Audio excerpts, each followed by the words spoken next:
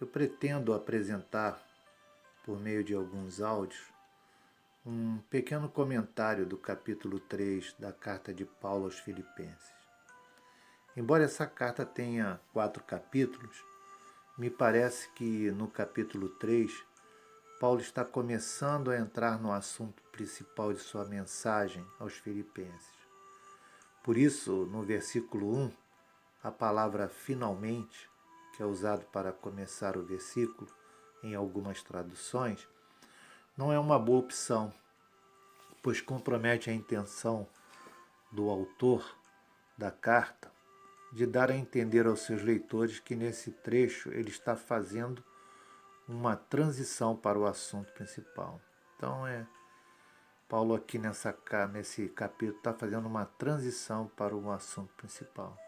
Então ele escreve: quanto ao mais, irmãos meus, alegrai-vos no Senhor.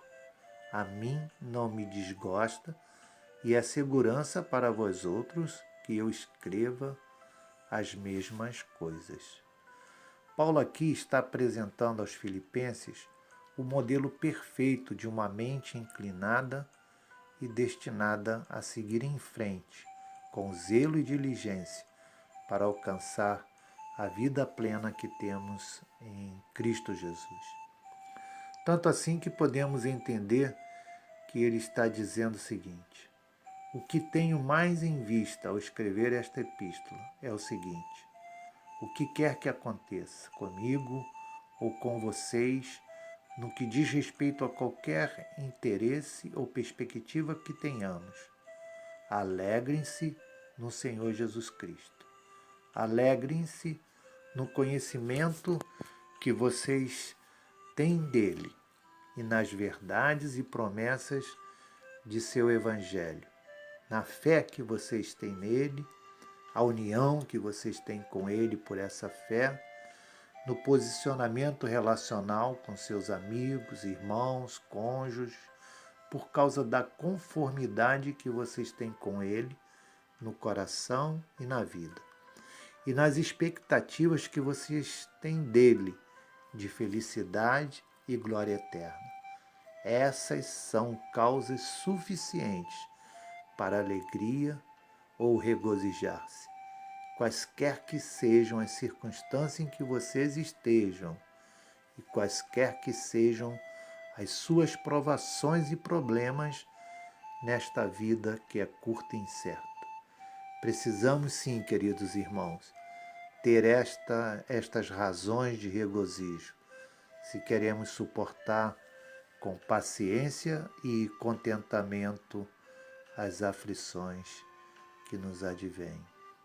Outra coisa que podemos entender é que o assunto que Paulo queria tratar com os filipenses era de tal relevância que ele não se ressentiu de escrevê-los numa carta, porque se lhe fosse comunicado verbalmente por Epafrodito ou por qualquer outra pessoa, nem todo filipense talvez teria a oportunidade de ouvi-lo.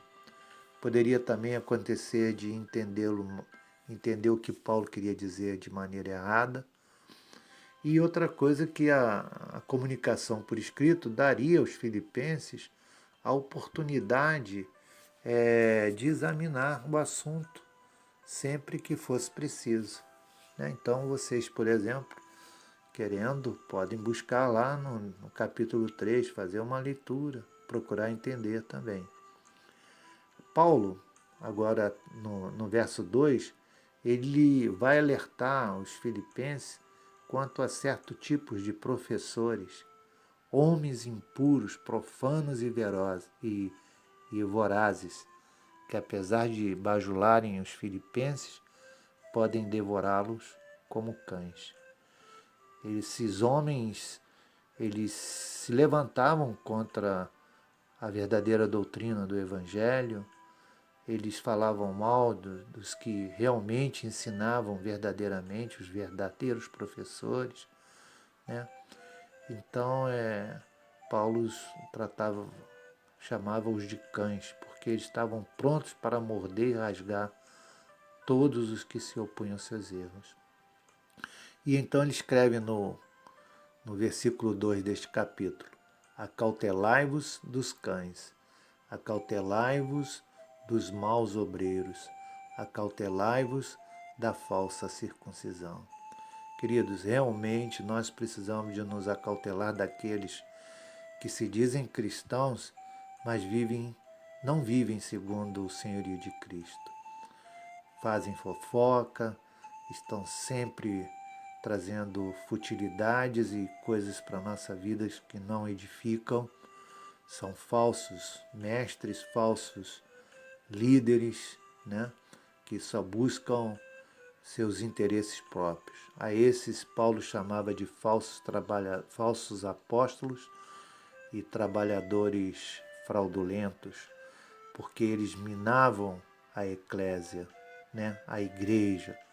Quando fala igreja aqui não é instituição, tá bom? E como não tinha Jesus Cristo como fundamento, né? Procurava remover o fundamento, procurando colocar religiosidade, ensino religioso, né? Ao invés de trazer Jesus como o fundamento. Quando Paulo afirma no versículo 3 deste capítulo que nós somos a circuncisão, nós que adoramos a Deus no Espírito e nos gloriamos em Cristo Jesus e não confiamos na carne, ele está dizendo o seguinte: nós somos a verdadeira semente espiritual de Abraão e, portanto, estamos relacionados com o significado desse sinal agora em nossos corações. O que significa isso? Qual é o significado desse sinal em nossos corações? Querido, a circuncisão é um corte, e um corte é doloroso. Quando nós temos uma experiência com o Senhor Jesus Cristo, naquele ponto da nossa vida que poderíamos dizer que marca a nossa conversão, nós sentimos uma dor, porque entendemos o quanto a nossa carne, o nosso ego, o nosso ser carnal é contra a vontade, o amor, a graça, a misericórdia de Deus, né? Então, ao perceber essa situação pelo Espírito, significa que o Espírito está cortando os nossos corações para que tenhamos uma mente transformada, uma renovação mental, uma metanoia, um arrependimento. E daí somos consolados por esse Espírito, porque ele nos apresenta a obra redentora do Senhor Jesus Cristo. Então nós entramos em aliança com Deus, né? E passamos a adorar a Deus, nosso Pai, em espírito e em verdade. E não mais por causa de uma carta, como Paulo queria, né? Ou por causa de um serviço, ou de um cumprimento religioso, de algo religioso.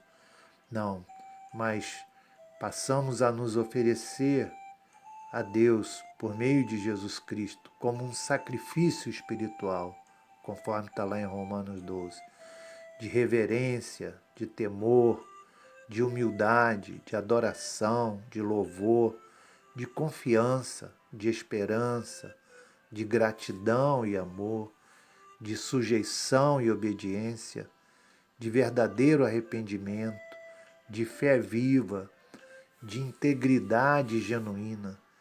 Integridade aqui entendam santidade, né? Dentro de nós, compreendendo dentro de nós quem nós somos em Cristo.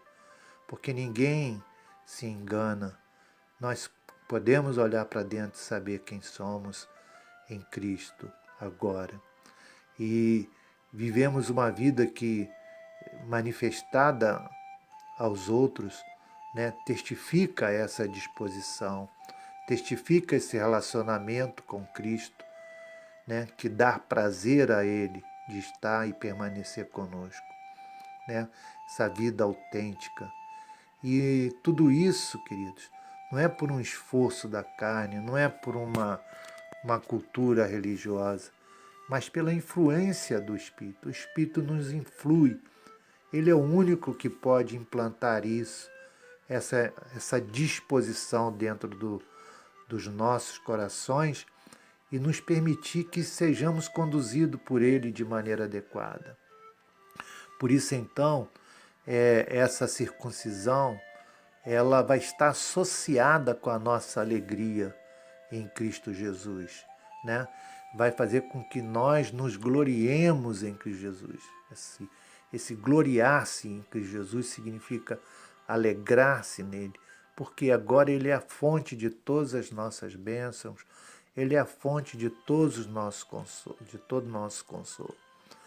E é interessante entender que essa palavra gloriar-se, essa palavra alegrar-se, no grego, ela significa você estar com a tua cabeça erguida, significa você estar ostentando-se de um ponto de vista que tem como uma base certa de operação para lidar com sucesso a respeito dos assuntos que você trata na tua vida.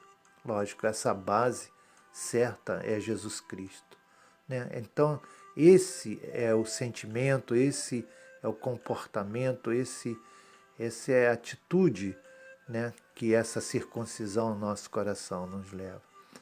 Essa circuncisão de coração faz então agora com que nós não tenhamos mais confiança na carne.